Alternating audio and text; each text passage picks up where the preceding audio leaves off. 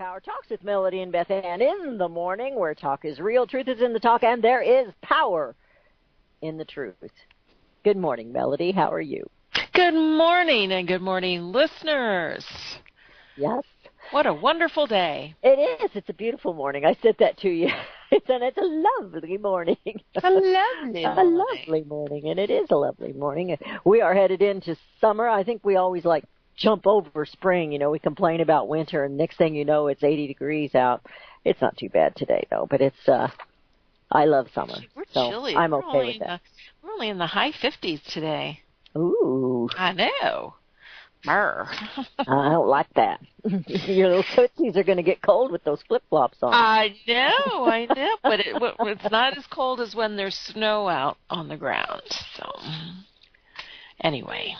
They're not as cold as when the snow... Okay. Not as cold gotcha. today as it is when Gotcha. there's snow. I was thinking the opposite of what you just said. Okay. I have a couple of things. What's that? I might have said the opposite. No, I think I'm just hearing dyslexic. I'm just going backwards in my head. I don't know where to begin. There's a couple of things I really wanted to talk about. Well, let's begin with the bad and the sad news. Democrat Party, another one bites the dust as the Attorney General for New York, Schneiderman, he resigned because he's in a little bit of hot water. Some women are accusing him of physical and emotional abuse, saying he slapped them around, choked them, did all kinds of things while being intimate, apparently. Anyway, so he's in a little bit of a hot water thing, and he decided he better resign. I think Cuomo wanted him to resign, which kind of... As he resigned, he said, "It's been my great honor and privilege to serve as Attorney General for the people of the state of New York. In this last several hours, serious allegations, which I strongly contest, have been made against me. While these allegations are unrelated to my professional conduct or the operations of the office, they will effectively prevent me from leading the office's work at this critical time." So it was just hours after all these accusations came out that he is gone. So that's kind of, it's just he's a sicko. I don't know what else to say. I guess he should be considered innocent until proven guilty, but one of the funniest things about this is that President Donald Trump, long before he was president, had predicted this. He didn't predict what he was going to be in trouble for, but he predicted that he would fall as well as two other people that he named in that particular tweet. And that was back in 2013. So, of course, they're all from New York, so they probably knew what each other was up to. I think so, yeah. You're going to go down, buddy. You're going to go down. Although I think Elliot Spitzer, that was one of the gentlemen that there's a possibility that he was really set up. I don't know, because he was going after all the head honchos and everything there for a while, and he was doing a pretty good job prosecuting them, and I think they wanted him out of the picture. And Spitzer tried to make a comeback.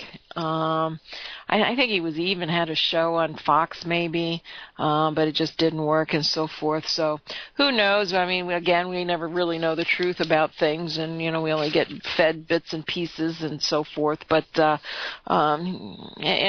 elite are the elite, and, you get in these positions. And, but I remember at the time with Elliot Spitzer, he was going after a lot of high-powered people, and of course, so he could have been set up because it was mainly just a call girl. I mean, it was he cheated on his wife as far as I remember. My memory fails me. If the listeners know anything different, they certainly can call us and weigh in on their memory of Elliot Spitzer. But I think he was just set up with a call girl. He cheated on his wife. It didn't have to where he was accused of beating women and, floating his boat across the internet with pictures and stuff like that, like Weiner did. I mean, these guys are disgusting. Oh, my gosh. So, anyway.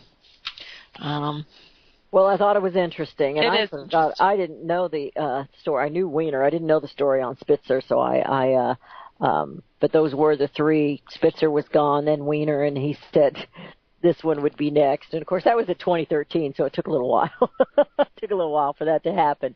It's kind of like you and I said yesterday. We're beginning to wonder if there's anybody in any of these positions that's, well, we know nobody's perfect, but anybody that has any integrity or attempt to even try to live a decent life.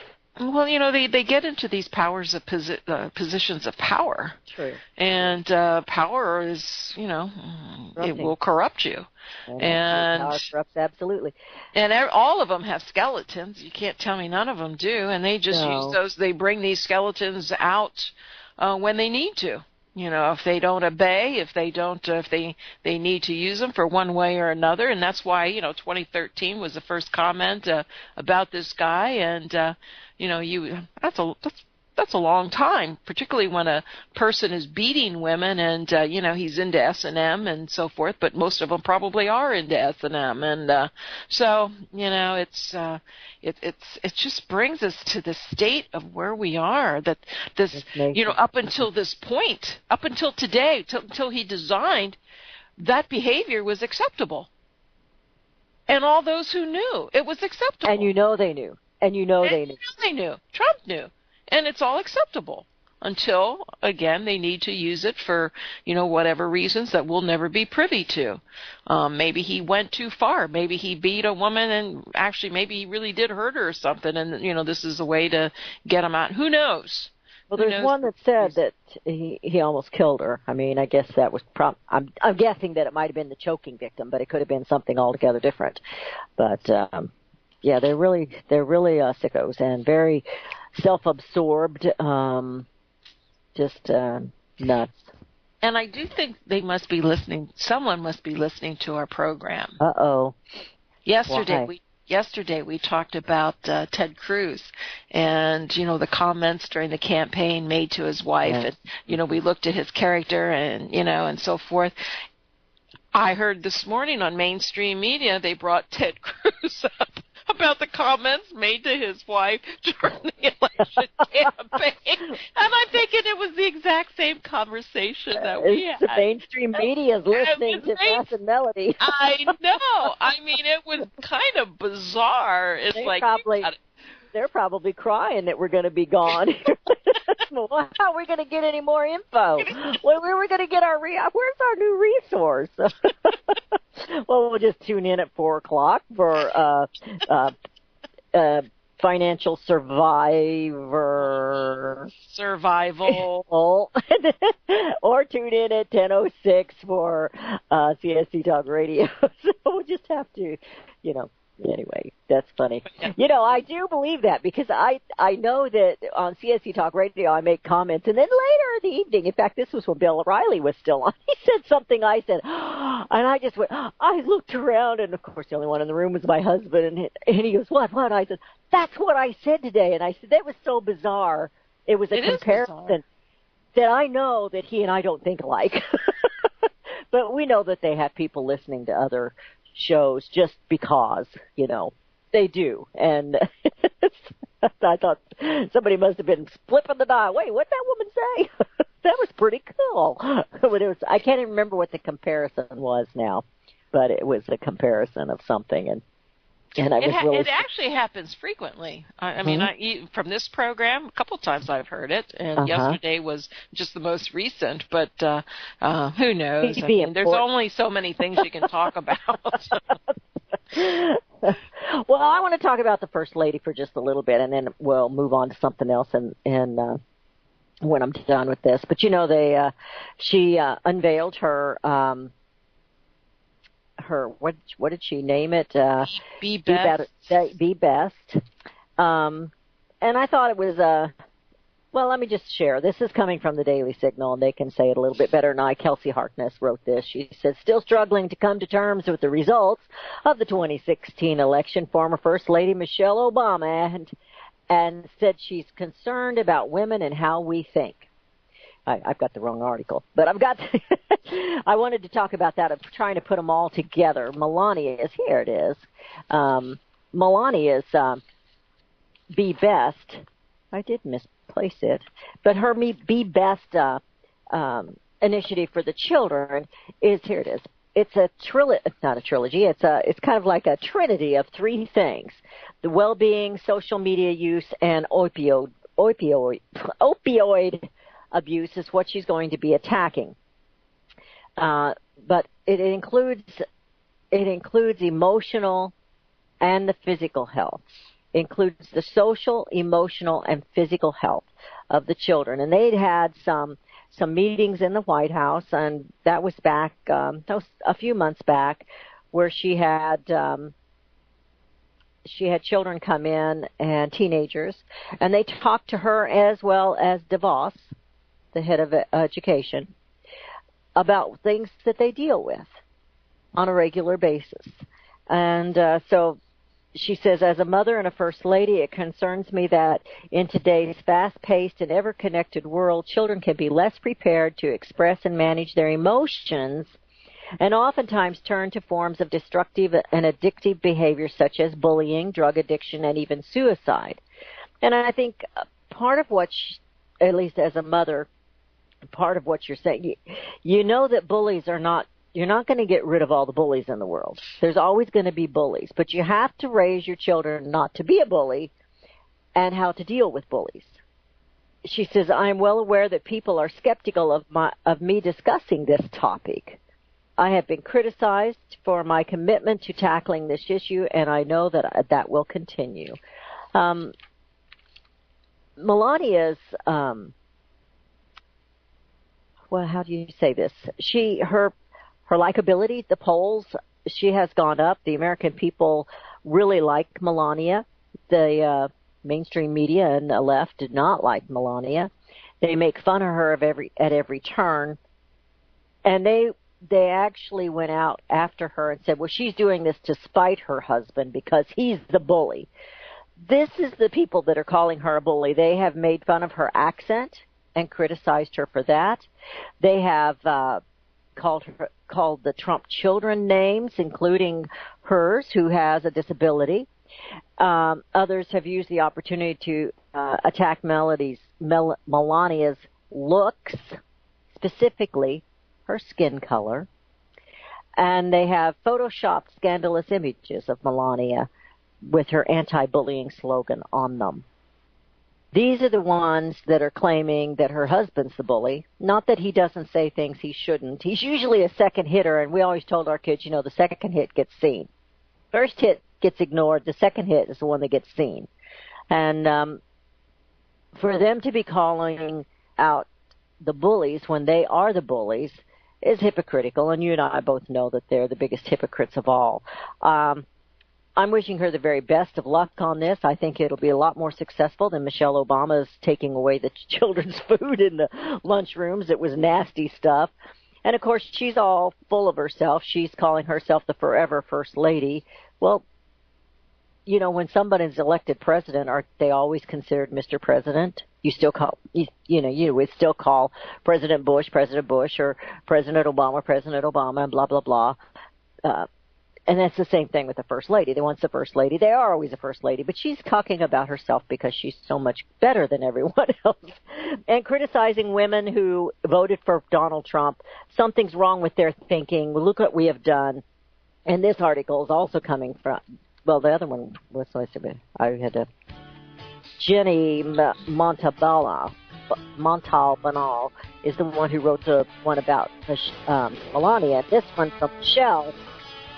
It's from Kelsey Harkness. I got kind of my articles mixed up. But I thought this was pretty good, and I wanted to discuss this a little bit. And then I have something from Pat Buchanan. I didn't know if you saw what he put out about the Iran deal, and I thought it was extremely interesting.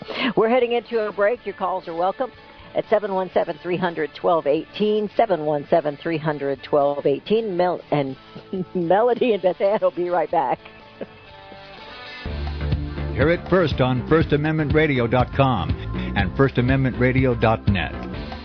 Gold and silver is tremendously undervalued. Global demand vastly exceeds mine supply by more than 60% annually. There is little in the financial world more certain than a coming explosion in the prices of gold and silver. The U.S. dollar continues to lose value and respect as the world's reserve currency. Our nation faces challenges on many fronts, and a day doesn't pass without another economist bringing forth warnings of impending economic calamity. There has never been a better time than right now to acquire physical gold and silver. Discount Gold and Silver Trading was founded on the principles of truth and honesty.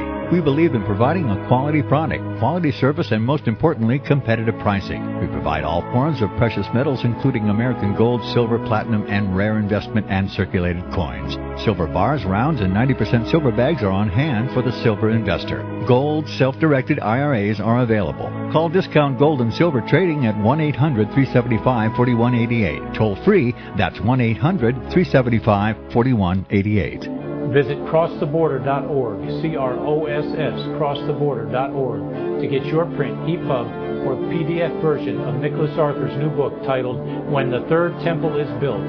That's crosstheborder.org. When it comes to prophecy today, much of the evangelical Christian world has their eyes on Israel, waiting and watching to see when the third temple will begin to be built.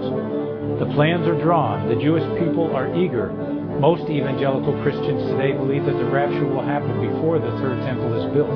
Hi, I'm Michael Eugene. I was taught that Daniel's 70th week was in the future. Is that really what the Bible teaches? Have we searched the Scriptures and found this to be true? Why is it so important for a reestablished Israel to build a third temple in Jerusalem? Is it necessary to build a temple on the same location already occupied by the Dome of the Rock? Is it necessary for sacrifices to take place in the temple on Temple Mount? Is there really a rapture followed by 7 years of tribulation? What is the New Testament temple? Can we identify history and prophecy?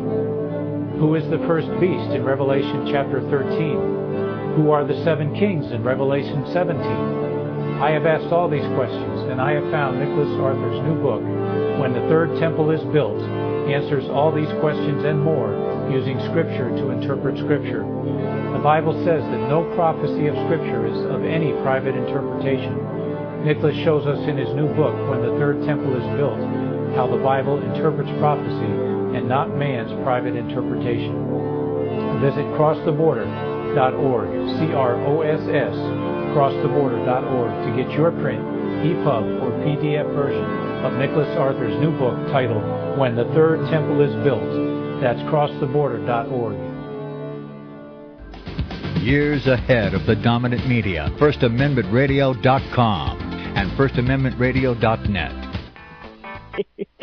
Anyway, we were talking about the First Lady, and I apologize, I had my papers all shuffled. She is up to favorability as 57%, and that's up 10 points from just January. And anyway, Be Best is her initiative. That's what she's going to be doing. That's what she's going to be focusing on, is the children. And they're going to try to unify the goal that is for helping all who have been affected by drug addiction. For me, that means focusing on babies and young mothers. And so this was back in March when she made that statement. And anyway, it'd be interesting to see what comes out. And, of course, they've already gone after her in the mainstream media. They make fun of her at every turn. She had her first state dinner was a beautiful dinner, very successful, and they made fun of her for that. She's got a smaller staff than Michelle Obama ever had. She's doing it on her own pretty much. I mean, she's got a staff. She's got people that help her. I'm sure she hires people to come in there and do stuff. But she's probably not, doing a state dinner. I'm sure that being the Trumps, they've done similar banquets and things, put those things together before. So it probably wasn't really a new deal for her. She's probably put a few dinners together in the past. So it probably wasn't a brand new thing. But anyway, she did a wonderful job. They made fun of her for that. I know it was a little bit of a show, but isn't that what they're looking for? I thought what she did at Christmas when they revealed the Christmas decorations at the White House, I thought that was nice. And I think they need to quit focusing and fussing all the time on the first ladies. But Michelle Obama was in the news, and of course she's very critical of any women. You're not allowed to think for yourself, and if you didn't vote for Hillary Clinton, there's something wrong with you. She said she referred to Clinton as the most qualified candidate. I put, well, she was the most communist capitalist candidate. So anyway, people didn't vote for Hillary Clinton for good reasons, and women didn't vote for Hillary Clinton for good reasons. In fact, it broke it down in this particular article that how women did vote. Let's see.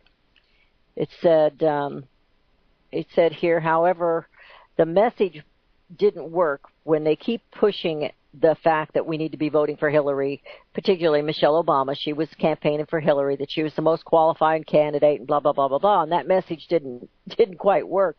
In 2016, 52% of white women, 4% of black women, 25% of Latina women voted for Donald Trump.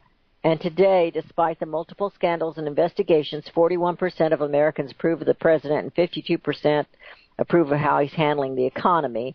And 57% like Melania. So it's, anyway, those are polls, and we don't know. But anyway, those were actually what they came up with the election. So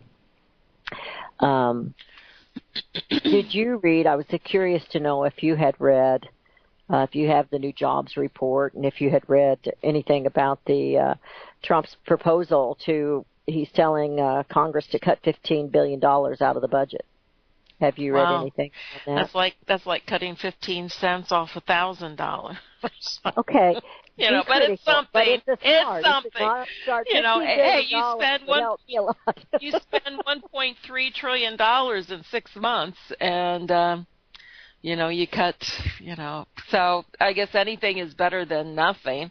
I saw the receipts for taxes, the most record revenues, and, and what we just have to wait and see at the end of the year exactly where everything all falls. So we know we have too much debt anyway. Anytime we can cut into a slice of it, I guess it's good. But they need to rearrange. I don't think they're really cutting anything. They just need to they want to rearrange the funds. They still need funding for a lot of other things. They want the wall and so forth. So yeah, in order to get the wall, they're going to have to cut something. If he wants $25 billion for that, so we'll cut it here, and it all sounds. But this is what and this is not targeted at Trump. This is what politicians do.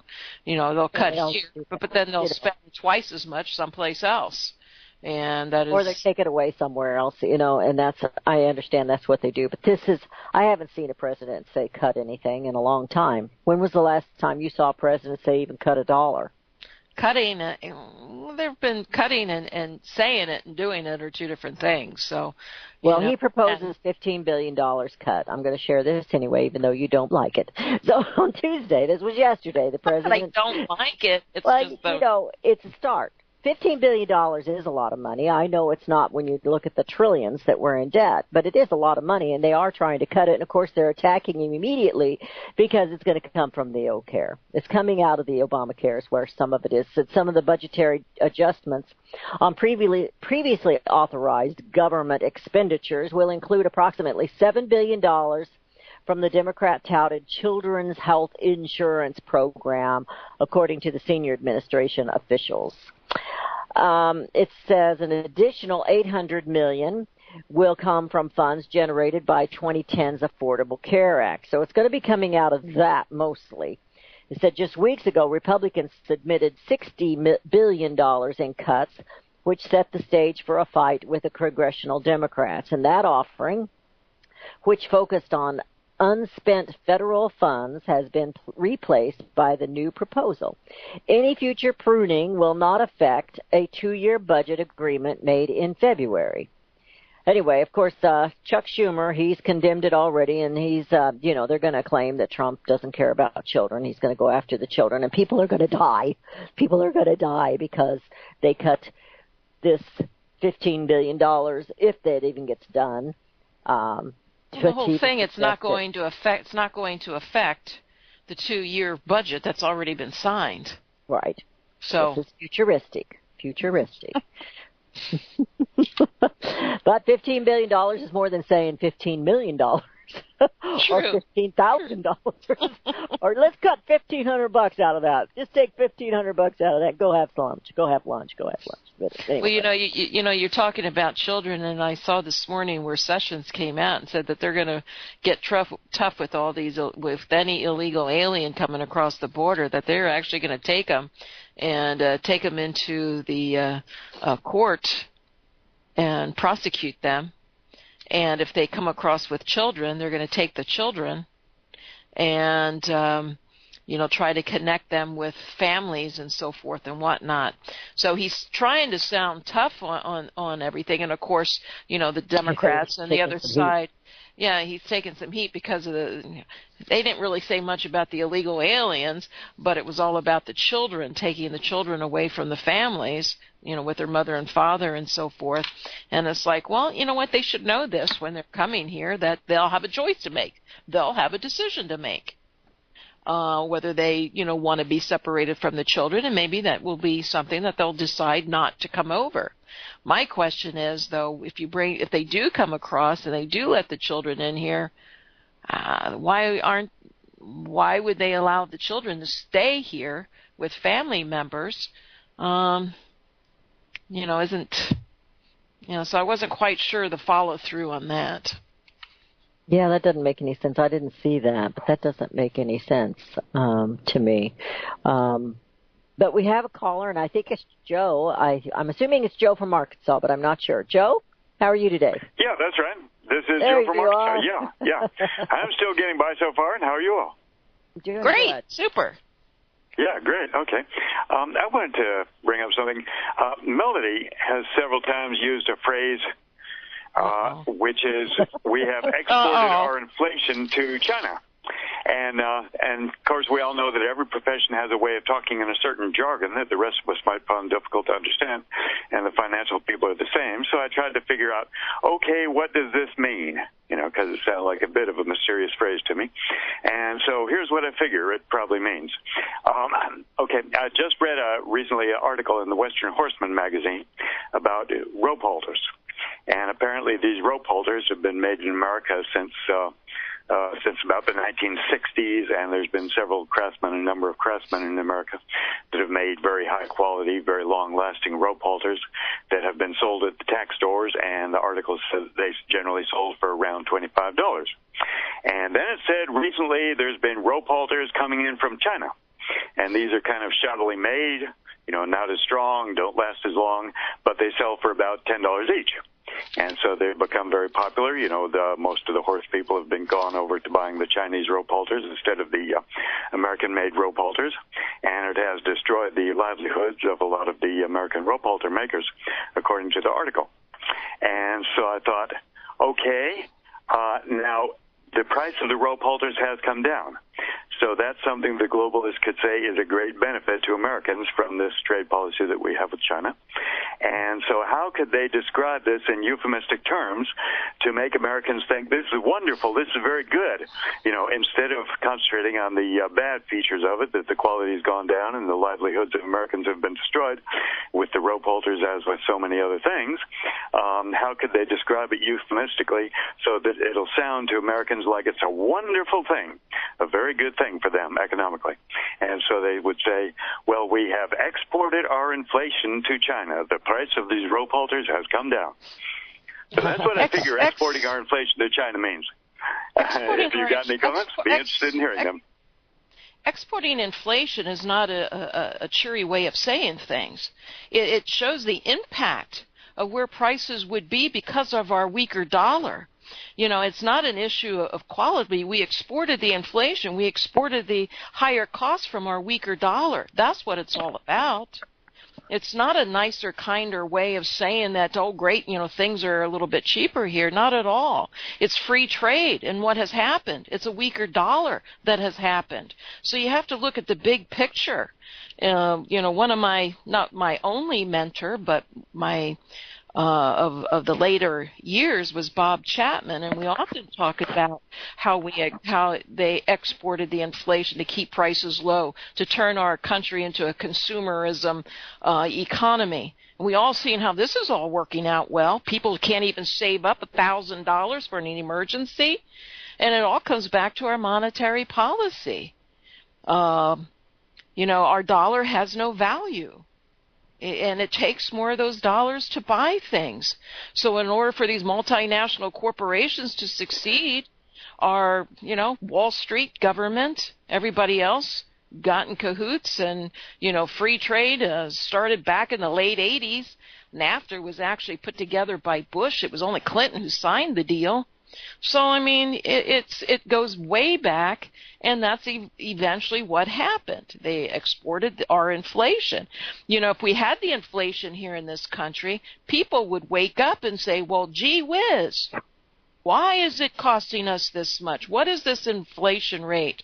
You have the Federal Reserve out there saying, hey, gee, you know what? Well, it's great to have a 2% interest or a 2% inflation rate. That makes the world go round. And it's just like, okay, I believe this is the illusion, this is the propaganda that has been placed on the American people, and they can go out there and they can buy all these cheap trinkets from China. It makes them feel wealthy. They can go out and buy without truly understanding. They've been used, they've been manipulated, but it all comes back to our dollar. It all comes back to our fiat currency. It all comes back to, and basically they've exported our inflation. And we bring in these cheap trinkets. And yes, exporting the inflation has destroyed this country. Well, it seems to me that if the dollar is weaker, that's because so many dollars have been printed up, and the supply of dollars has been so inflated, and that's why the dollar would be weaker. That's why the value of each individual dollar would be less than it used to be. And so one of the biggest reasons I see for this great inflation in the number of these dollars, which become weaker as they're more and more inflated, is that we are buying so much from other countries and running up such huge trade deficits, so that the money is draining and hemorrhaging out of the country. So that to keep anything of the economy going, we have to keep borrowing more and more. In other words, printing up more and more of these fiat dollars in order to have some money in the country, because the money is all draining out of the country.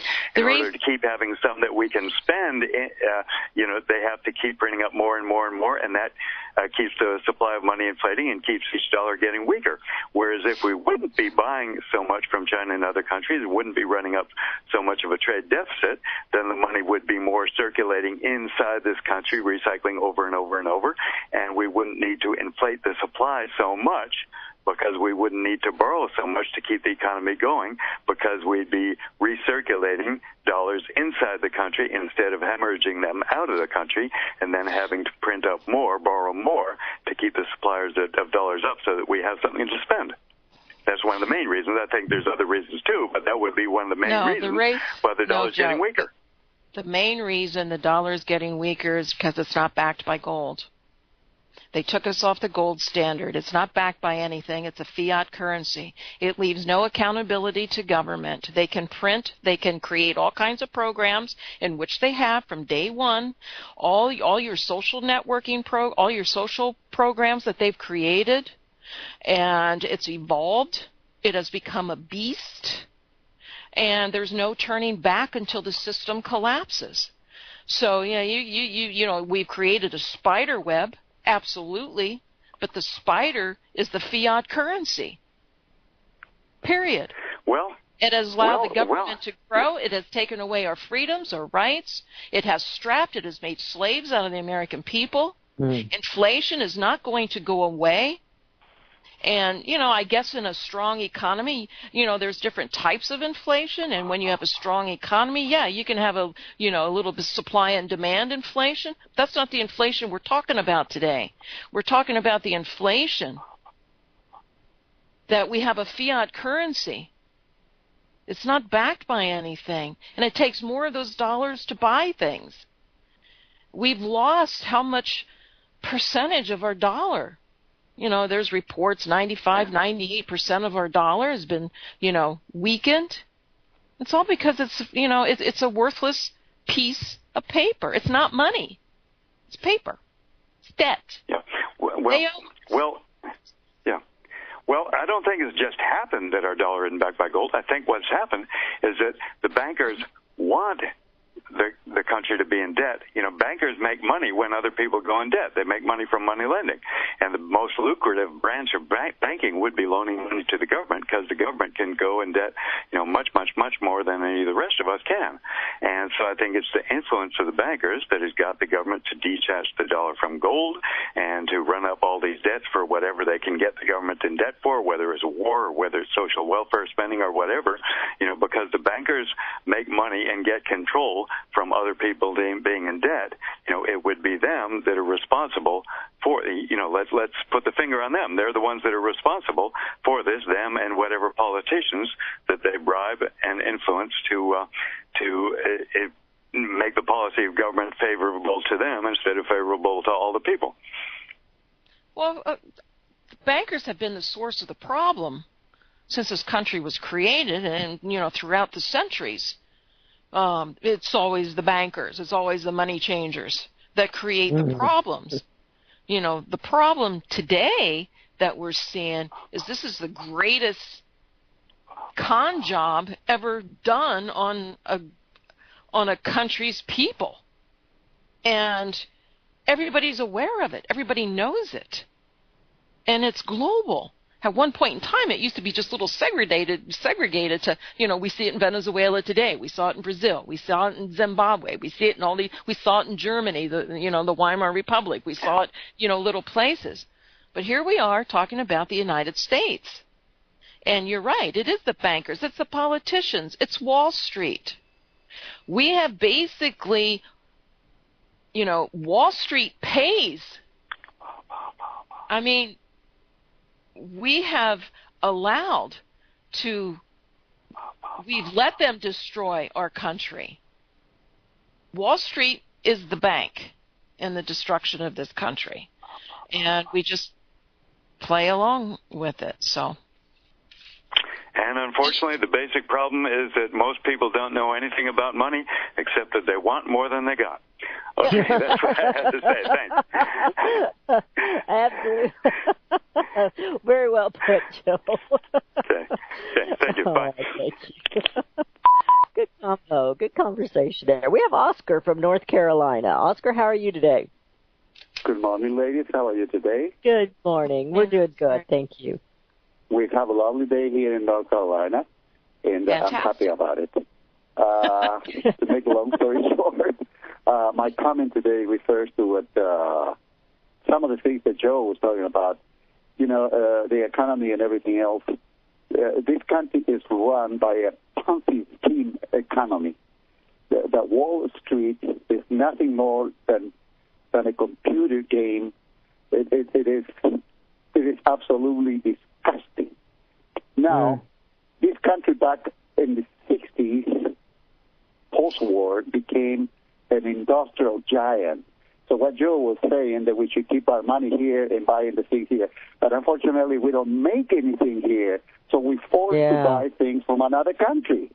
So in order to buy things from another country, we have to expend the money and print more money. And that, I believe, is all done by design, because they wanted to destroy this country, but it was the only knuckle in the face that it was standing against the New World Order. Now the world is controlled by the globalists, and so is the economy of this country, the government of this country, and the people, as the people, we have no say in the matter. So the only thing we can do is to learn, get informed, research. Who is running the show here?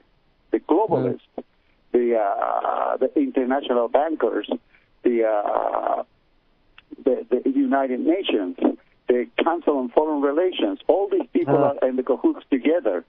So, we cannot say that our dollar is weaker or stronger. The dollar is terribly weaker because, like Melody said, it's backed up by what? By oil, the deal that Mr. Henry Kissinger cut with the Saudis, and the United States Army. When some other country doesn't want to take the dollar, they go there and bomb the heck out of them. And that's it. We are the bullies. We back up the dollar in a bully way. So that's all I have to say. Thank you very much for letting me talk this morning. Have a lovely day. Very well put. Very well put, Oscar. Thank you, Oscar. And it's sometimes the picture's so big anymore. We do. It is. We forget who really does control things. We do forget that we have the elite, all these groups, and I remember talking to. I had a friend, and I shared this story. I hate to repeat myself, but it's an important story. And his job when he was in the service was when Kennedy was president, and they basically monitored all messages in and out of the White House. And he asked me one day. He was a member of my church, and he asked me one day. He says, "How many people do you think control everything?" And I'm there, well, not too many. You got the groups and blah, blah, blah. I started listing, the Council for Relations. He says, you can count them on your hand. Yeah. He says, that's who truly controls everything. And he told me he had written a manuscript, but he wasn't going to have it printed. And he said that it involved a lot of, the things that he learned, that his knowledge of being in the position that he was when he was, in the service and had that high powered position. And when he died, he would give it to his nephew. He didn't have children.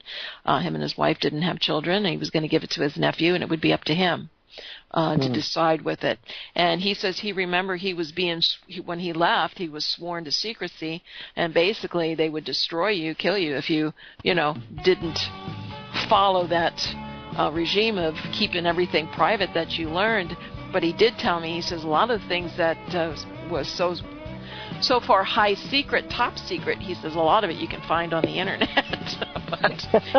but he was a Christian man, and he followed his oath that he made, and he did really, every once in a while he would come out with zingers like Roswell, New Mexico. And he says, what do you think about Roswell, New Mexico? Did you really think there was a...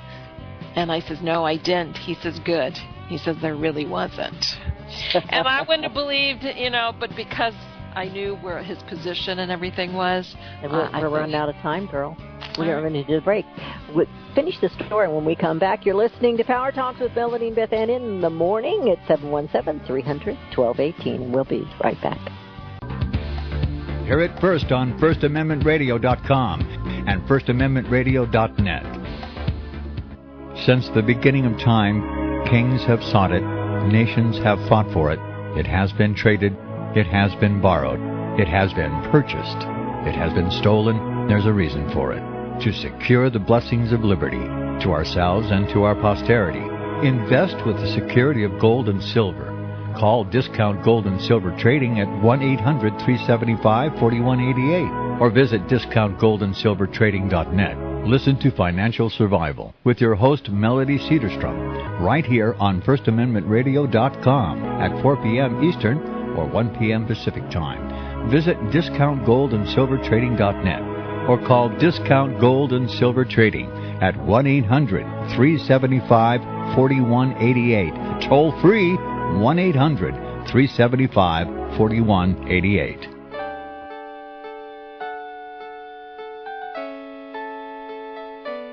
The program you are listening to is 100% sponsored by you, the listener, on this First Amendment Rights Media channel.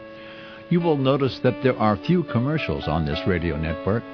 There's a good reason for that. Corporate advertising dollars come with strings that limit program content. So without your help, these programs cannot continue on internet or our several affiliates. If you benefit by the educational law programs, we ask you to give. If you are admonished or nurtured by the Bible and ministry programs, we ask you to give. If some voice a cause that you are passionate about, we ask you to give. If you believe in any of these, we ask you to support them as you would a missionary on a continual basis, as if giving a tithe for missionary radio. These programs are not commercially viable and must be supported by those faithful to the cause of truth. Look for the button to sponsor your favorite programs at our listen and schedule pages on the Internet. Then, when you subscribe, we will send you the last quarterly MP3 CD of that program immediately, and continue to do so with each new quarter. We will also give you unlimited archive access to all of our programs. We're asking you to give much less than a tithe, so that you may also send support directly to a particular program host, cause, and anywhere else the Spirit may lead you. Do all to the glory of our God and Creator, for His holy nation, the only kingdom that will last forever. Thank you for listening.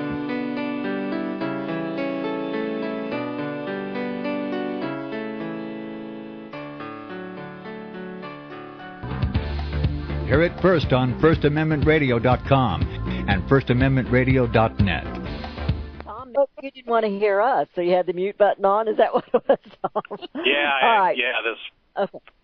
On inflation. Yeah. Hello? Yes, go ahead.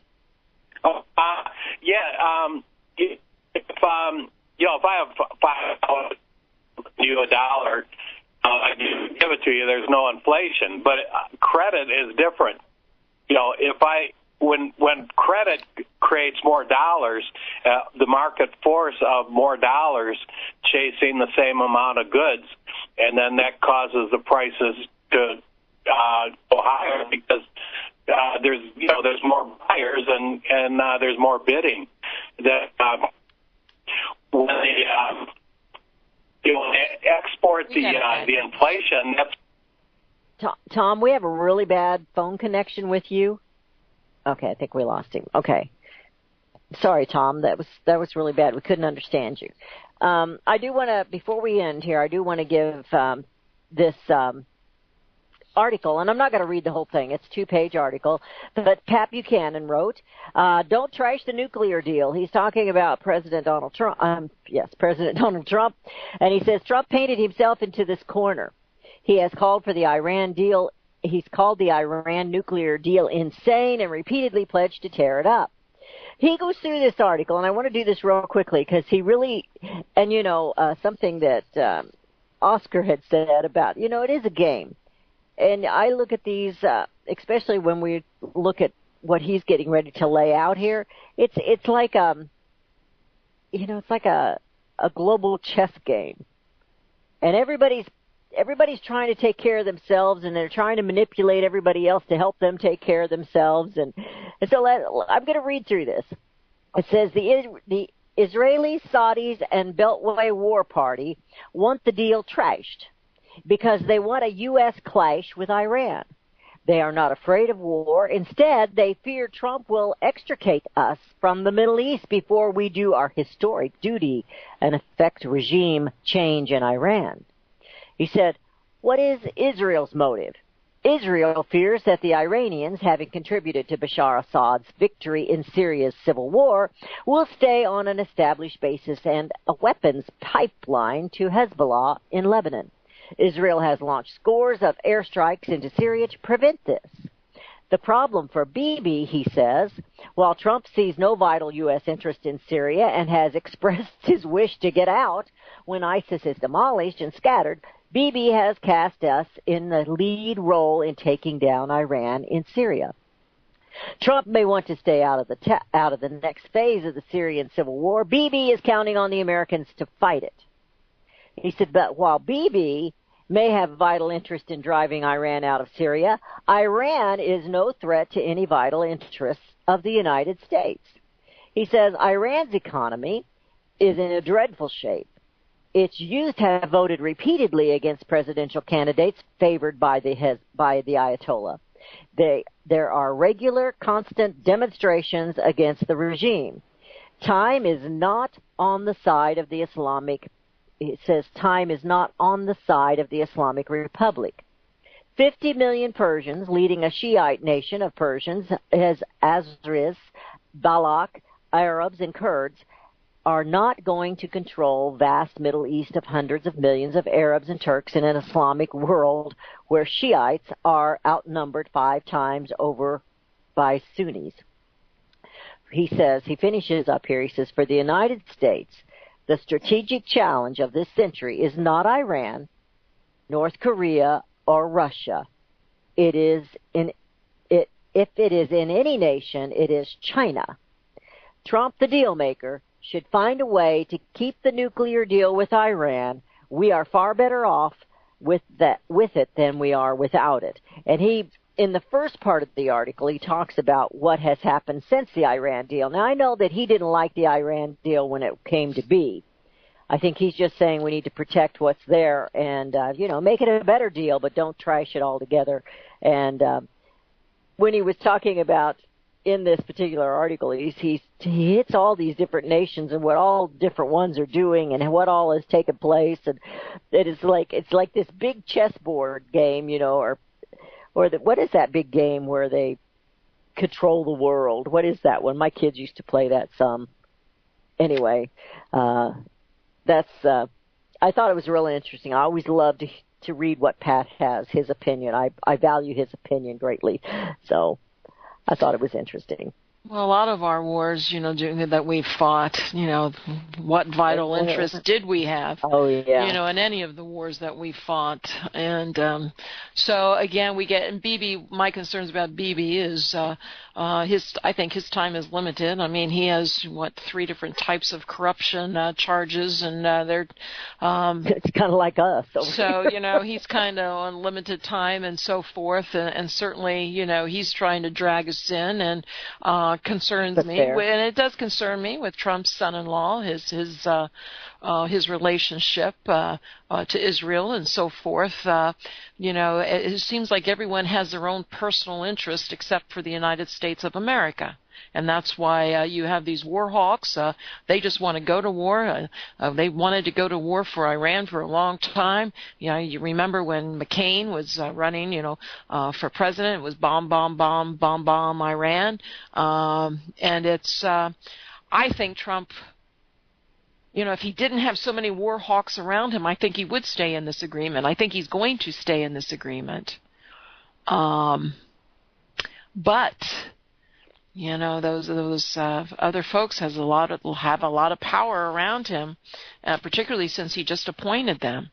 And that was my biggest concern. When you have Pompeo, when you have Bolton, and all these others, it's I don't feel comfortable. And I'm not saying if he pulls out of this agreement that we're going to see something happen tomorrow. I don't think that's not going to happen tomorrow. But I don't know. The markets are reacting like he's not going to do anything. He was supposed to announce it today. In this article, it said this weekend, but he was supposed to announce it today. That changed, I think, after Pat wrote this. It was announced yesterday that he would report on this today at 2 p.m. Eastern time. So, and there's a lot of other things going on. Again, these are all distractions. On Monday, the U.S. moves the embassy to Jerusalem. They were already putting up signs in Israel, follow the arrows to the the U.S. embassy. Pat covered that in the first part of this article. That was one of the things he had mentioned, all the things that are happening over there, and that's one of them. And so there's...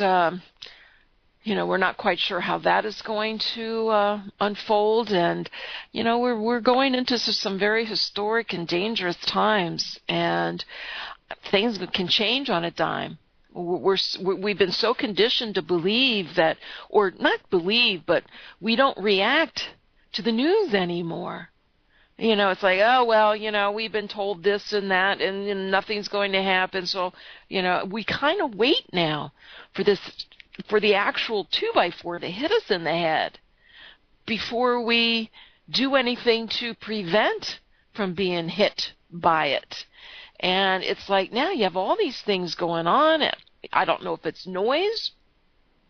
It could be just noise. But then when you look at things biblically, you say, well, you know what, I don't think this is just noise. There could have some deeper meanings to this. When we look at the personalities of those that are in control, it's like, no, this might not be noise, but then again, it might. And we just, and most of the people in this country are clueless anyway. So, well, you know, when you have a tornado, the roar and the noise comes before the quiet, and the quiet comes before the hit. Yeah. So it is very much like that. And to some degree, we're having that quiet. When you look at financially, when you look at the stock markets, we are having that quiet. You know, hey, the stock market has been holding up. You know, it falls, but they bring it back. Doesn't go. It's not going any higher, but at least it's actually maintaining its level where we're at. And so. Well, there's a lot for us to watch out for. Yes. For us to kind of be on the lookout. You know, you sit and, you know, in the scripture it said after Christ's birth that Mary pondered these things. She kept them in her heart and she pondered them. We, we've read the scriptures. It'd be good to go back and read them again. But we know that mankind's nature is not good. And we see that, with the corruption in our own nation as well as around the globe. So when you start talking about all the countries trying to work, I'm doing that in the quotations in the air, work together for the good of all. You know, they're all trying to take care of themselves and they're trying to secure their own. And, you know, it's all a big game. Risk. What's the name of the board game? Risk. Where they were conquering different nations and things. And it's, you know, Pat Buchanan had mentioned in the first part of that, like, there was time to share all of it, but he talked about the different things that are going on over there with each one of these that we know are fighting one another. Visit crosstheborder.org, CROSS, crosstheborder.org, to get your print, EPUB, or PDF version of Nicholas Arthur's new book titled When the Third Temple is Built. That's crosstheborder.org. When it comes to prophecy today, much of the evangelical Christian world has their eyes on Israel, waiting and watching to see when the third temple will begin to be built. The plans are drawn. The Jewish people are eager. Most evangelical Christians today believe that the rapture will happen before the third temple is built. Hi, I'm Michael Eugene. I was taught that Daniel's 70th week was in the future. Is that really what the Bible teaches? Have we searched the scriptures and found this to be true? Why is it so important for a reestablished Israel to build a third temple in Jerusalem? Is it necessary to build a temple on the same location already occupied by the Dome of the Rock? Is it necessary for sacrifices to take place in the temple on Temple Mount? Is there really a rapture followed by 7 years of tribulation? What is the New Testament temple? Can we identify history and prophecy? Who is the first beast in Revelation chapter 13? Who are the 7 kings in Revelation 17? I have asked all these questions, and I have found Nicholas Arthur's new book, When the Third Temple is Built, answers all these questions and more using Scripture to interpret Scripture.